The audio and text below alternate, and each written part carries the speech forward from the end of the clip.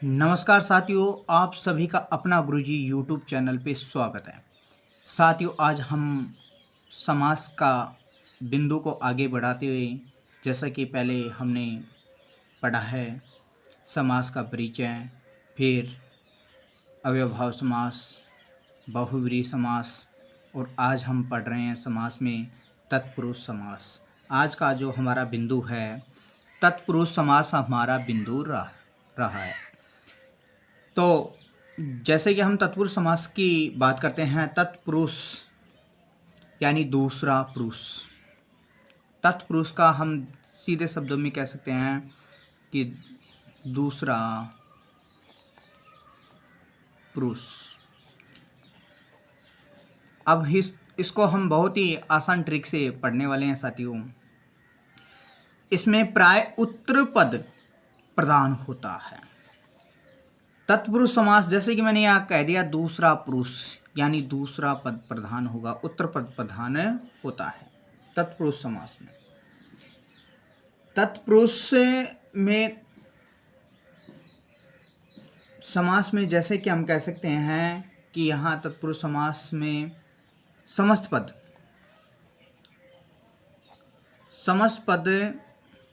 के लिंग, तत्पुरुष समास में समस्त पद के लिंग का निर्धारण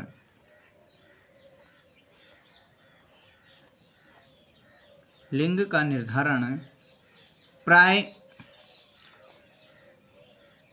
उत्तर पद, कौन सा पद? उत्तर पद के लिंग के अनुसार होगा, लिंग के अनुसार होता है। हम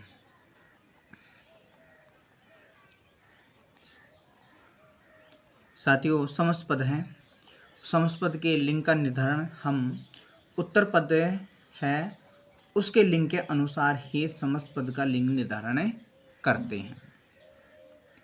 जैसे कि हमें इसमें कहा जाता है कि समास जो विधायक सूत्र में जिस पद में प्रथमा विभक्ति होती है उसे निर्दिष्ट पद की उपसर्जन संज्ञा होकर के उसका पूर्व प्रयोग होता है।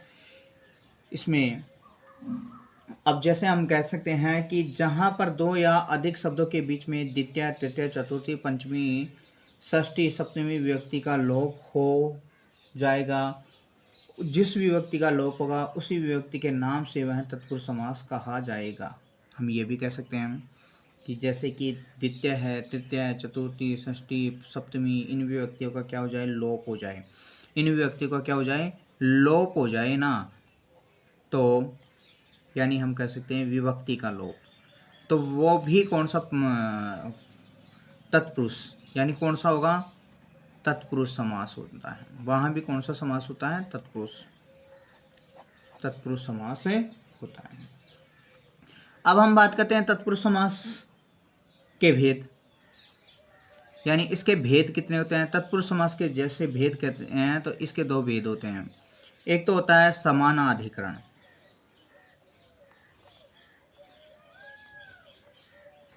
समानाधिकरण तत्पुरुष समास, और दूसरा होता है व्याधिकरण तत्पुरुष समास।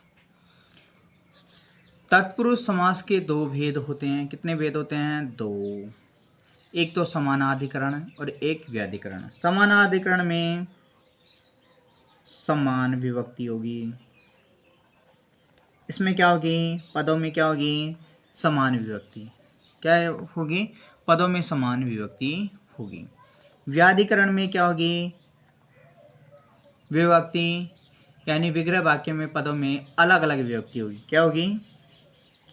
अलग अलग विभक्ति होगी। जो विग्रह पद करेंगे उसमें दोनों में क्या होगी? इसमें अलग अलग विभक्ति होगी। तो जैसे कि हम आगे बात करने वाले हैं इसमें कि तत्पुरुष समास के जो ये भाग है हमने पढ़े हैं, समानाधिकरण और व्याधिकरण। तो समानाधिकरण में हम आपको यहाँ बता देते हैं कि समानाधिकरण तत्पुरुष समास में समान विभक्ति होती है। क्या होगी? समान विभक्ति होगी। इसमें विग्रह करने पर वाक्य में या पदों में, किसमें? पदों में समान विभक्ति होगी। अब इसमें देखो दो हैं। इसे समानाधिकरण में तत्पुरुष के दो भाग हैं। एक तो कर्मधारय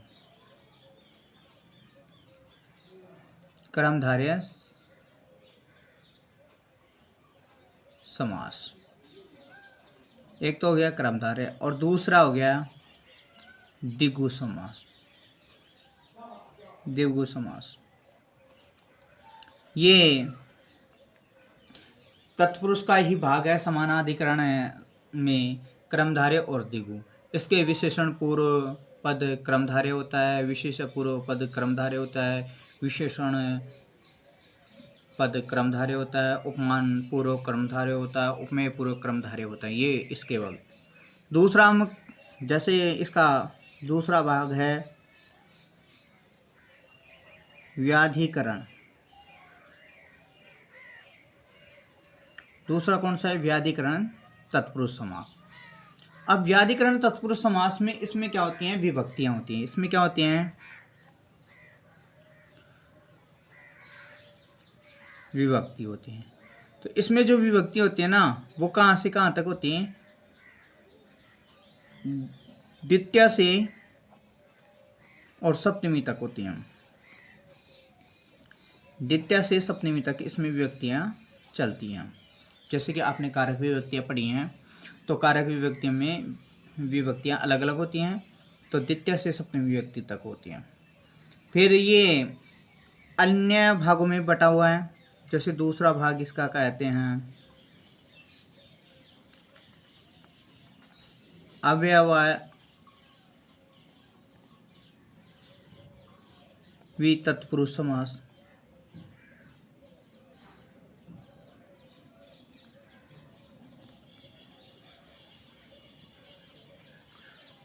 फिर इसका जो तीसरा भाग है नन तत्पुरुष समास।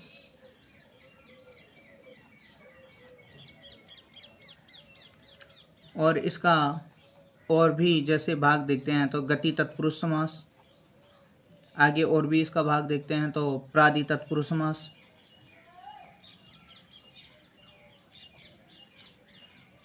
और भी इसका भाग देखते हैं तो उपपद तत्पुरुष समास। ये व्याधिकरण तत्पुरुष समास के भाग हैं। तो साथियों, हम इन सभी समास तत्पुरुष समास के भागों को जैसे कि आज पढ़ने वाले हैं हम व्याधिकरण तत्पुरुष समास। तो व्याधिकरण तत्पुरुष समास के जैसे कि हम उदाहरणों के बारे में अब बात करने वाले हैं। उदाहरणों के बारे में जैसे पहले हम बात करते हैं विभक्तियों में। किसके बारे में बात करते हैं? विभक्तियों में। तो विभक्ति में हम बात करते हैं तो जैसे कि विभक्तियों में द्वितीय विभक्ति की बात करते हैं। किसकी बात करते हैं?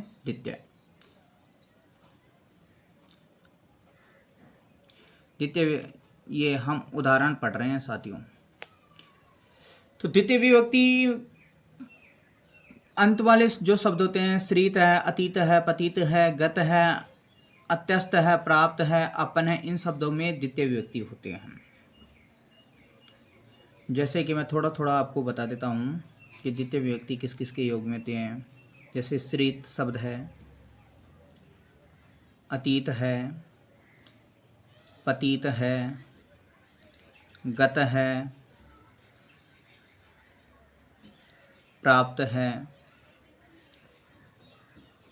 अपन है और अत्यस्त है। इन शब्दों के योग में द्वितीय विभक्ति होती है। इन शब्दों के योग में यानी पद के अंत में कहाँ आएंगे? यानी द्वितीय विभक्ति अंत वाले जो शब्द हैं वो होते हैं। जैसे कि आपको मैं बताता हूँ उदाहरण के तौर पर। जैसे आप यहाँ हम देखते हैं विग्रह पद देख लेते हैं। यहाँ और जैसे कृष्णम श्रीत। अब देखो श्रीत शब्द में नहीं, यहाँ बता दिया ना आपको, श्रीत है, अतीत है, पतीत है, गत है, प्राप्त है, अपन्न है और अत्यस्त है। इन शब्दों के योग में ये होता है। तो कृष्णम श्रीत है, तो कृष्णम आ गया और श्रीत आपको पहचान मिल गई ना। तो आप पहचान जहां आपको मिल जाए आप तुरंत समझ जाना कि यहाँ द्वितीय विभक्ति हो रही है। यानी यहाँ पहचान से आपको तुरंत समझ जाना चाहिए कि यहाँ द्वितीय विभक्ति हो रही है। तो जैसे कि आपने देख लिया हो गया यहाँ द्वितीय विभक्ति हो रही है, तो इसका समस्त पद क्या बनेगा? तो इसका समस्त पद बनेगा, यानी इसमें कहा है कृष्ण के सहारे। श्रीत का मतलब होता है सहारे, तो कृष्ण के सहारे क्या संस्कृत बनाएंगे तो कृष्ण श्रीत, कृष्ण श्रीत ये बन गया। हिंदी में आप लिख दोगे कृष्ण के सहारे, क्या बन जाएगा इसका हिंदी में? जैसे कि बनेगा कृष्ण के सहारे। एक और उदाहरण दे देता हूं, जैसे मैं नरकम पतित, नरकम पतित ये विग्रह पद है। तो नरकम आ गया, पति शब्द आ गया ना। पति शब्द से पहचान जाओ, पति शब्द में कौन सी व्यक्ति थी? द्वितीय। हम इन शब्दों से पहचान जाएंगे कि इसमें कौन सी व्यक्ति थी, इसमें कौन सी व्यक्ति द्वितीय। तो इसका क्या बन जाएगा? समस्त पद है, इसका बन जाएगा समस्त पद। नरक पतित है, यानी नरक में पड़ा हुआ, इसका हिंदी में होगा नरक में पड़ा हुआ। आगे हम तृतीय विभक्ति की बात करते हैं। अब आगे हम किसकी बात करेंगे? तृतीय विभक्ति की बात करते हैं। तो तृतीय विभक्ति में भी कुछ शब्द हैं और उन शब्दों के योग में ये तत्पुरुष समास होता है। तृतीय विभक्ति में जैसे हम बात करेंगे तृतीय विभक्ति में, तो तृतीय विभक्ति में जो भी गुणवाची उसके द्वारा संपन्न किए गए 7 अर्थ के साथ हो जाता है इसमें, यानी गुणवाची शब्दों के लिए प्रयोग होता है। कौन से शब्दों के लिए प्रयोग होगा तृतीय विभक्ति में? तृतीय विभक्ति में गुणवाची शब्द, गुणवाची, गुणवाची के साथ अर्थधन शब्द, इन शब्दों के साथ में ये प्रयोग किया जाता है। जैसे कि हम इसके उदाहरण देखते हैं, इसका विग्रह पद देखते हैं, तो इससे पता चलेगा कि गुणवाची में कैसे क्या होता है।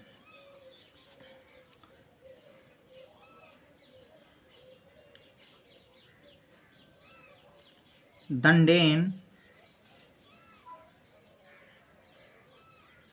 खंड है, ये विग्रह पद है। दंडेन खंड है। देखो दंडेन में भी तृतीय विभक्ति हो रही है, आप वैसे भी देख सकते हैं दंडेन में तृतीय विभक्ति हो रही है।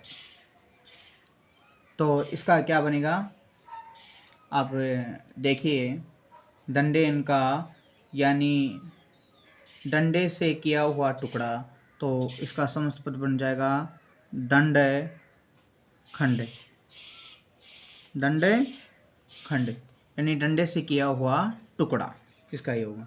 और भी इसका उदाहरण देख लीजिए तृतीय में,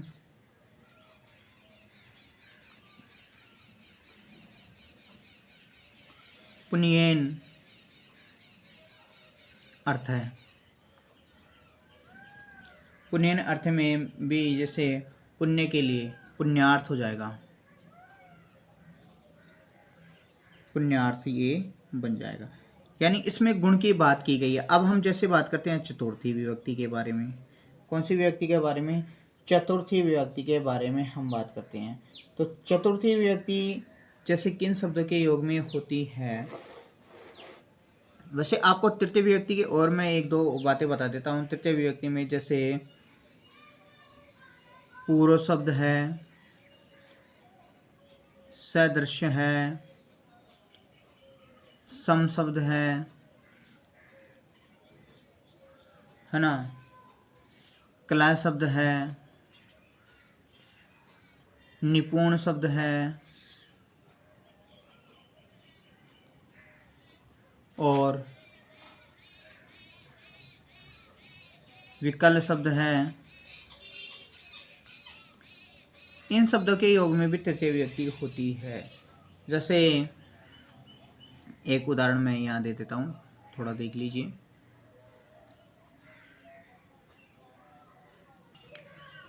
जैसे कि हम चतुर्थी विभक्ति के बारे में बात करते हैं। तदर्थ यानी प्रकृति विकृति भाव, अर्थ, हित, बलि, सुख, रक्षित पदों के साथ समास होता है, यानी तत्पुरुष समास होता।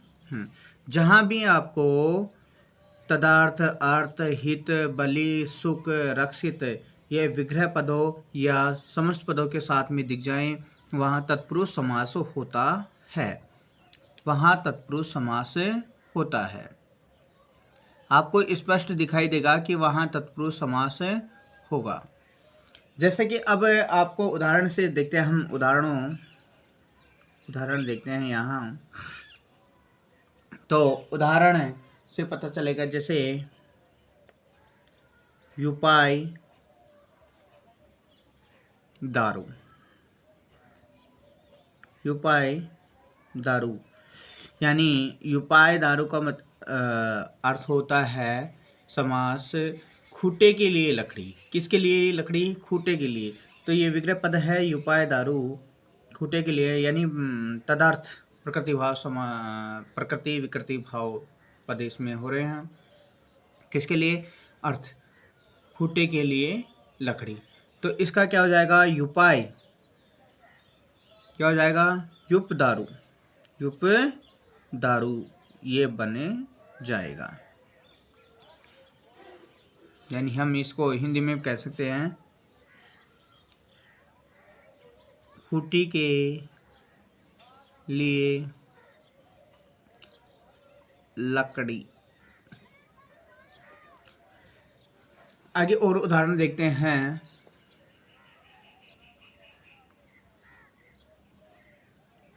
दिवजाय अयम।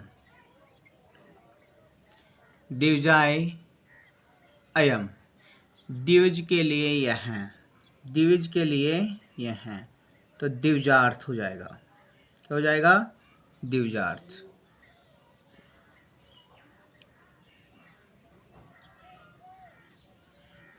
दिवज के लिए यह है। आगे देखते हैं, जैसे भूतेभ्य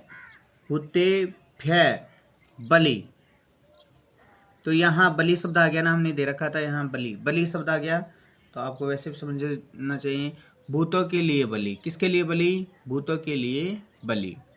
यानी चतुर्थी व्यक्ति आप संप्रदान के लिए आता है ना, तो वैसे भी इसका अर्थ आप हिंदी में देख सकते हैं के लिए आ रहा है।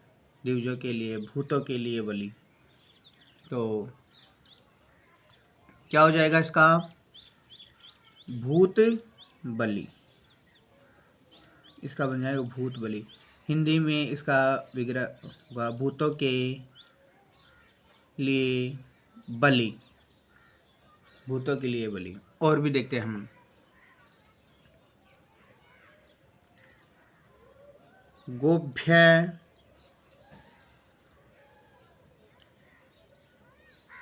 हितम। गोभ्य हितम, गाय के लिए हितकारी। तो क्या बनेगा इसका? गोहितम। क्या बन जाएगा इसका समस्त पद? गोहितम, गायों के लिए हितकारी। गायों के लिए हितकारी। आगे हम देखते हैं, जैसे और भी देख लेते हैं एक दो उदाहरण इसके। गोभ्य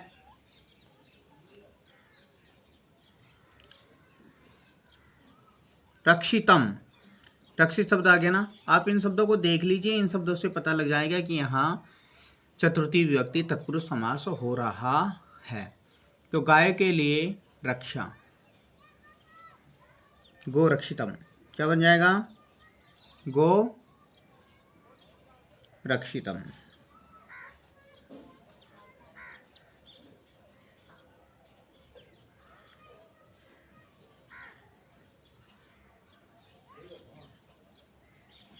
सुरक्षित, ये बन जाएगा। अब हम आगे बात करते हैं पंचमी विभक्ति की।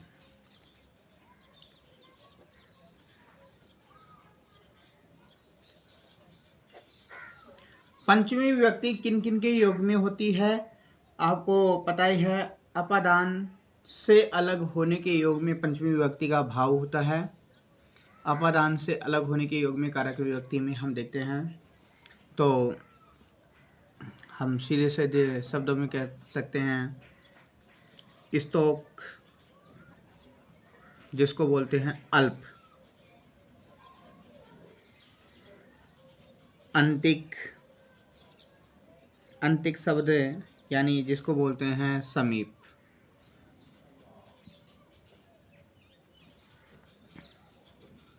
दूर,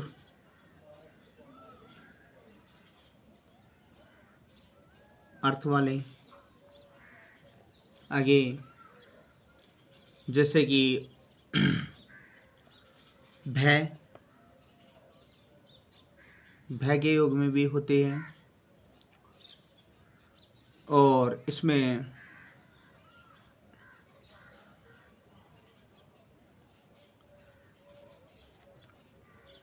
जैसे कि आपको स्तोक, अंतिक, दूर, अर्थ वाले और भय, इन शब्दों के योग में पंचमी विभक्ति होती है।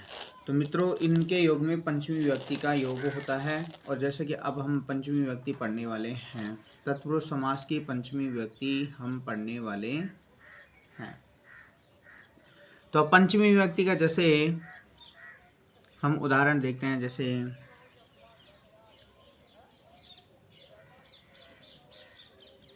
चोराद भयम, चोर से भय, से अलग, तो से आ रहा ना किससे, चोर से, तो इसका क्या हो जाएगा समास, समस्त पद चोर भयम, चोर भयम, यानी चोर से भय, चोर से भय। और भी देखते हैं जैसे कि गुरु भीतर, गुरु से डरा हुआ, तो क्या बन जाएगा गुरु भीतर है, गुरु भीतर है, यानी गुरु से डरा हुआ। आगे हम देखते हैं अल्पाद मुक्त है। तो अल्प शब्द का आ गया। आप इन शब्दों से देख लीजिए, बिल्कुल आपको साफ नजर आ रहा है। जैसे कि आप देखेंगे तो तुरंत आपको समझ में आ जाएगा यहाँ पंचमी तत्पुरुष समास हो रहा है। तो इसका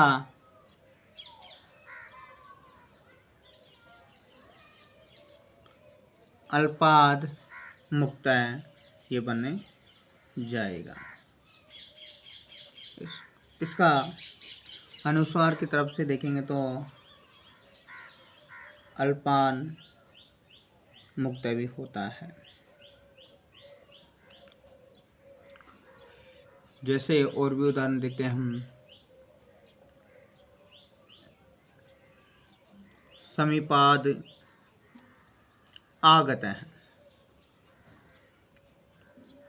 अंतिक का समीप हो गया ना, तो क्या बन जाएगा इसका समीपाद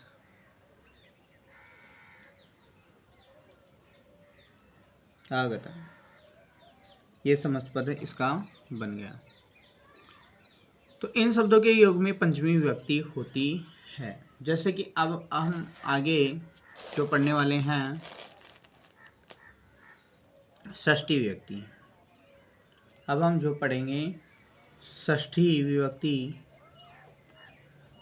तत्पुरुष समास पढ़ने वाले हैं। षष्ठी विभक्ति किन किन के योग में होती है फॉर्म पढ़ने वाले हैं। जैसे कि संबंध के योग में कारक विभक्ति में षष्ठी विभक्ति आती है, तो यहाँ हम कह सकते हैं कि षष्ठी विभक्ति अंत वाले जो शब्दों में क्या समर्थ जो सुबंत शब्द होते हैं, कौन से शब्द सुबंत शब्द होते हैं, सुबंत के साथ यहाँ समास हो जाता है। से षष्टिषु यानी जो सुबंत शब्द हैं उनके साथ में संबंध, हम सीधे शब्दों में कह सकते हैं संबंध के योग में जो होता है। अब देखिए, जैसे कि राज्ञा पुरुष है, तो राजा का पुरुष क्या हो गया, ये राजा का पुरुष या राजा का आदमी, और इसका समस्त बन गया, पद बन गया राजपुरुष है, ये समस्त पद बन गया, यानी राजा का पुरुष या आदमी भी बोल सकते हैं यहाँ। और भी देखते हैं, देवा नाम लोक है, तो किसका, देवताओं का लोक, किसका लोक हो गया, देवा नाम लोक है। यानी देखिए विभक्ति भी ऐसे कैसे हो रही है, देवलोक है, ये समस्त पद बन गया। और हिंदी में बोलेंगे तो देवताओं का लोक, देवताओं का लोक, ये हिंदी में हो गया। और भी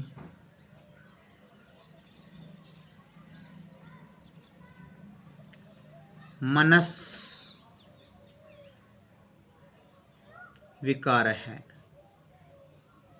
यानी मन का विकार, मनस विकार मन का विकार, तो क्या हो जाएगा, मनोविकार है, ये समस्त पद बन गया, मनोविकार। यहाँ हमने वो लिख दिया है, यानी हम लिखेंगे मन का विकार, मन का विकार।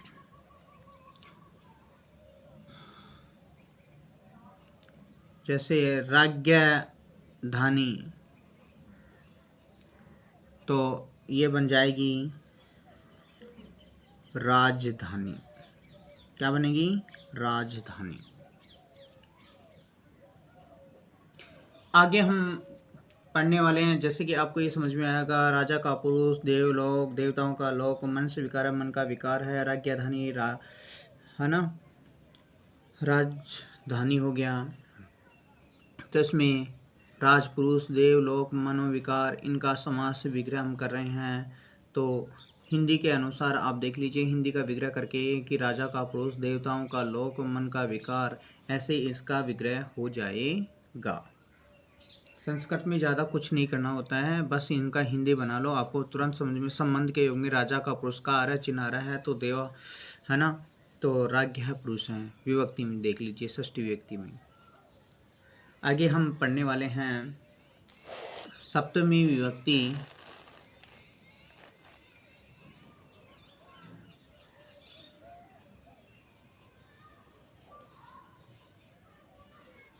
सप्तमी विभक्ति, सप्तमी विभक्ति किस किस के योग में होती है, यानी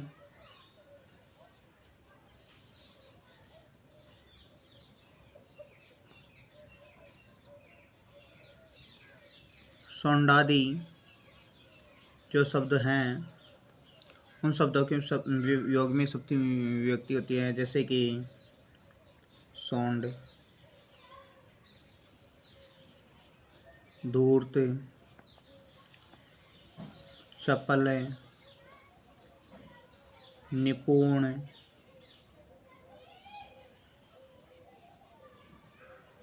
चतुर, पंडित, प्रवीण, पटु, कुशल आदि इन शब्दों के योग में सप्तमी विभक्ति होती है। यानी सप्तमी विभक्ति अंत वाले जो शब्द होते हैं जिनमें सुंडादि जैसे सोंड है, धूर्त है, चपल है, निपुण है, चतुर है, पंडित है, प्रवीण है, पटु है, कुशल है, ये शब्द आपको दिख जाए हैं तो आप तुरंत समझ जाना सप्तमी तत्पुरुष समास होता है। सप्तमी तत्पुरुष समास होता है। जैसे कि हम उदाहरण देखते हैं, इसके उदाहरणों से हमें समझ में आएगा मित्रों। जैसे कि अक्षेसु सोंड है, तो सोंड शब्द आ गया ना, तुरंत यहाँ देखते ही आपको समझ में आ जाना चाहिए। अगर और भी आप यहाँ देखते हैं तो यहाँ भी समस्पद में भी देख लीजिए, अक्ष सोंड, यहाँ भी सोंड शब्द आ रहा है। तो आप ही इनसे देखते ही तुरंत समझ जाएंगे, सोंड शब्द आते हैं सप्तमी विभक्ति का प्रयोग होगा। यानी यहाँ हो जाएगा जुए में निपुण, जुए में निपुण। और भी इसके उदाहरण देख लेते हैं हम।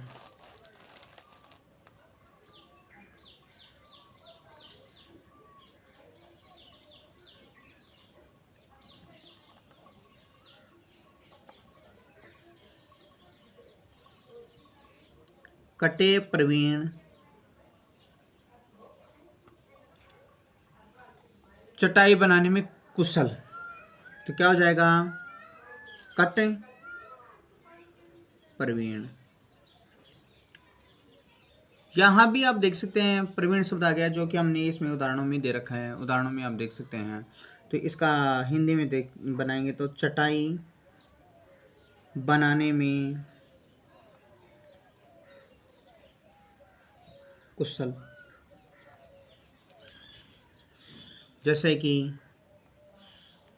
वाची पटु, पटु शब्द है ना, तो यहाँ से यानी बोलने में चतुर, तो वाक पटु हो जाएगा। क्या हो जाएगा, वाक पटु, बोलने में चतुर,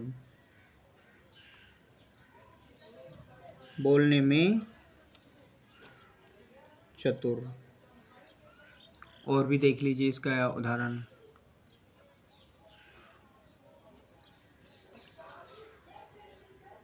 व्याकरणे निपुण,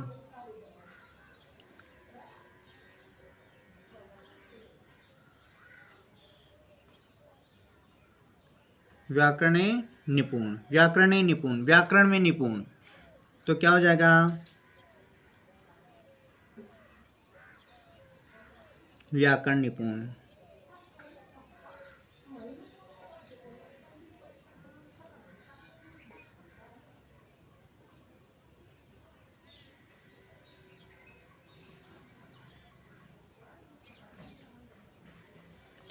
तो यहाँ तक हमने देख लिया है कि ये सप्तमी विभक्ति होती है। जैसे कि आप इनमें देख लीजिए मित्रों, सोंड, धूर्त, चपल, निपुण, चतुर, पंडित, प्रवीण, पटु, कुशल, इन शब्दों के ये जो शब्द के अंत में मिलता है, तो वहाँ से हम पहचान जाएंगे कि ये हमारी पहचान ही है। एक तरीके से इस पहचान से हम ये पहचान जाएंगे कि ये सप्तमी विभक्ति है, तत्पुरुष समास है, इससे पता चल जाएगा। जैसे कि आप देखते हैं अक्षय सोंड, तो सोंड शब्द आ गया, तो इसमें आपको पता लग जाना चाहिए कि जुए में निपुण, तो जुए में निपुण, अक्षय में सप्तमी व्यक्ति का दो अक्षय सोंड है, कट प्रवीण है, चटाई बनाने में प्रवीण, तो वो सप्तमी व्यक्ति हो गई, कटे प्रवीण है। वाक पटु, वाणी बोलने में चतुर, तो वाची पटु हो गया। व्याकरण निपुण है, निपुण शब्द आ गया, निपुण से तुरंत समझ जाओ, व्याकरण में निपुण हो गया, व्याकरण निपुण है। ऐसे सब आपको विभक्ति का भी पता लग जाएगा और समास का भी पता लग जाता है। यह हमारी द्वितीय विभक्ति से सप्तमी विभक्ति तक बन जाता है। जैसे इसमें हम और भी इसके उदाहरण हैं तत्पुरुष समास के, वो हम देखते हैं। जैसे कि देखते हैं इसके उदाहरण और भी हैं। रसे सिद्ध है, रस में सिद्ध, रस में सिद्ध। तो इसका बनेगा ये उदाहरण देखते हैं हम। यहाँ विग्रह पद लिख देते हैं और यहाँ समस्त पद। तो क्या बन जाएगा इसका? रस सिद्ध, रस सिद्ध, यानी हम ये कह सकते हैं रस में सिद्ध, रस में सिद्ध। चक्रे बंध है, चक्रे बंध है, चक्र में बंधन, चक्र में बंधन। आप देख लीजिए इसमें बाकायदा आपको समझ में आ रहा होगा। चक्र में, चक्र में, अच्छा यहाँ मैं वो लिख देता हूँ, चक्र बंध है, ये हो गया। यहाँ दोनों अलग अलग हैं, ये चक्र में बंधन। और जैसे और भी उदाहरण बताता हूँ। पूर्व कायस्य, पूर्व कायस्य, यानी शरीर का पूर्व भाग, शरीर का कौन सा भाग? पूर्व भाग। तो क्या लिखेंगे हमें? पूर्व काय, ये बन गया। और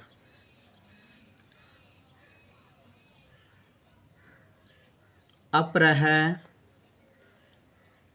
एहन, अप्रह एहन, यानी अपराहन, अपराहन। इसका हिंदी में बोलेंगे दिन का पिछला भाग, दिन का पिछला भाग। जैसे और दूसरा उदाहरण देख लीजिए इसका। उत्तर है अहन, तो इसका क्या बन जाएगा? उत्तराहन।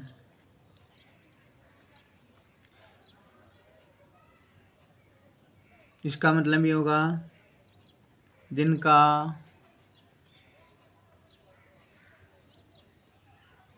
पिछला भाग।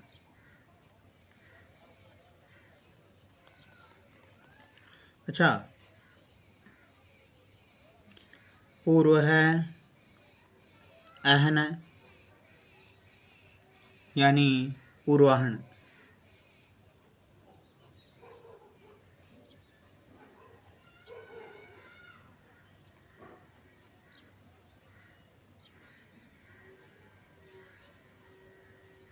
पूर्वाहन, दिन का पहला भाग,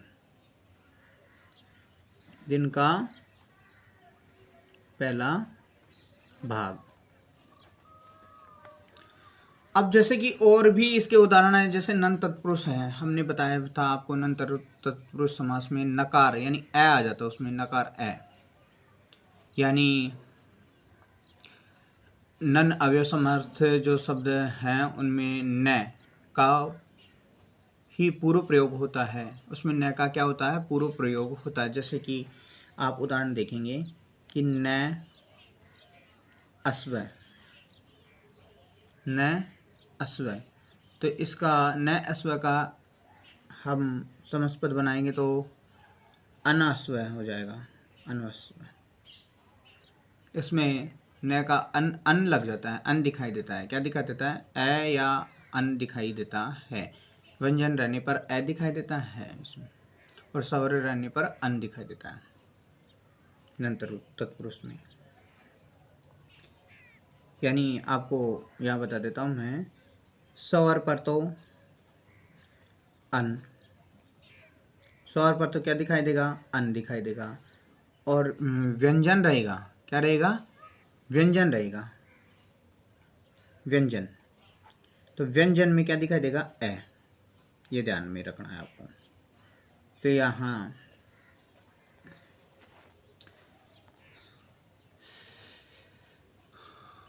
अश्व हो गया। न ईश्वर, देखिए न ईश्वर है, तो यहाँ भी अन ही दिखाई देगा आपको। यहाँ स्वर है ना, मैंने कहा था कि जहाँ स्वर हो वहाँ अन दिखाई देगा। स्वर है ना यहाँ भी, तो स्वर है तो क्या हो जाएगा, अन, और ई की मात्रा लग जाएगी, फिर ये ईश्वर, अनीश्वर हो जाएगा। क्या हो जाएगा, अनीश्वर। इसका अश्व से भिन्न हो जाएगा, अश्व से भिन्न, और इधर क्या हो जाएगा, ईश्वर से भिन्न।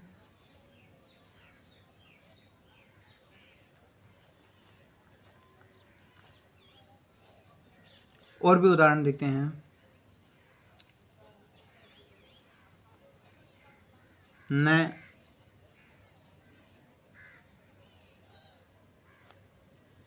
आगत्य, तो ये क्या हो जाएगा, अनागत्य, नहीं आकर। न सत्य, न सत्यम। तो यहाँ देखो, यहाँ क्या आ गया, व्यंजन आ गया ना, तो व्यंजन में क्या दिखाई देगा, असत्यम। यानी हम कहेंगे सत्य से भिन्न। न धर्म, अब देखो यहाँ भी व्यंजन है ना, तो व्यंजन है तो क्या दिखाई देगा, अधर्म, यानी धर्म से भिन्न।